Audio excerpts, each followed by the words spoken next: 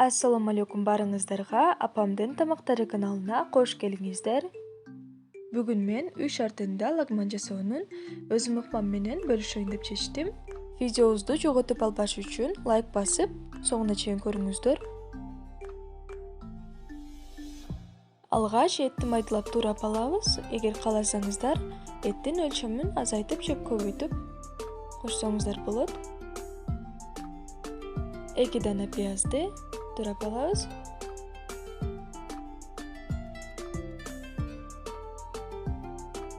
Баарыны майда квадратик формада турап жатам. Бардык азыктардын так өлчөмүн видеонун астына жазып калтырам.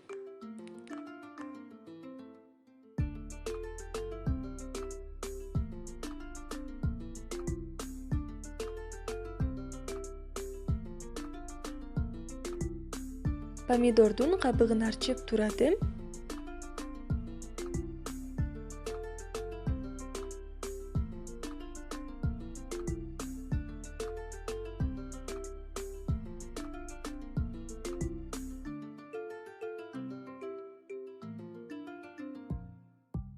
Чеснокту да майдалап турап алабыз. Жана көк чөптөр. Кызыган сковородкага жытсыз суу май куйдум. Этти салып куруп баштайбыз.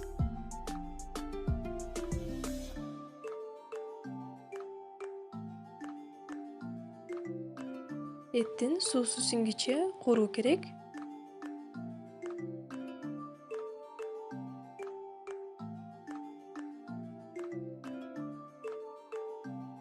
Эми пиязды салабыз. Кичине кызартып куруп алуу керек.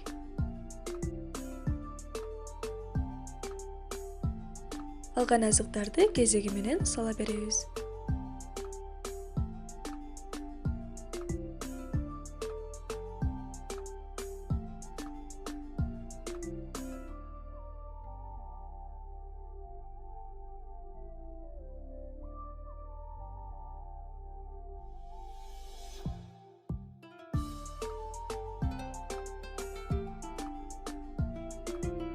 Bir аш кашыкта томат пастасынан коштум.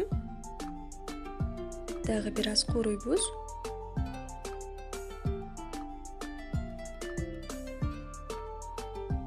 Жана лагманга керектелүүчү приправалардан кошсоңуздар болот. Мен кориандр, паприка, туз жана кара мурчтан колдондум.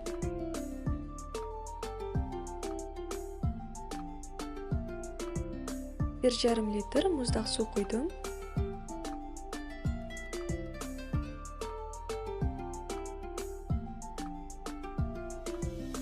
Эми кайнашын күтөбүз. Кайнап чыккандан соң дагы 20 мүнөт төмөнкү температурада кайнатабыз. Казанга кайнак суу куябыз. 2 чай кашыкта туз кошуп аралаштырып алабыз.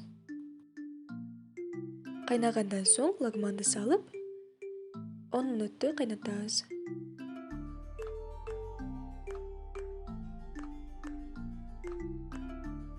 Мына лагманыбыз бышты, эми аны суунан ажыратып башка идишке алабыз.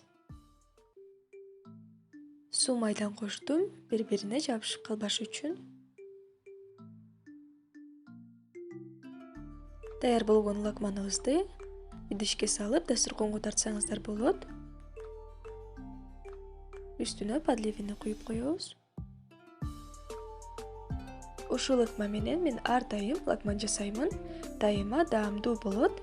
Сиздер да даярдап көрүңүздөр. Эгер каналыбызда жаңы болсоңуздар, подписаться кнопкасын басып, коңгуроочону басып коюуну унутпаңыздар. Кийинки видеолордо көрүшкөнчө саламатта калыңыздар.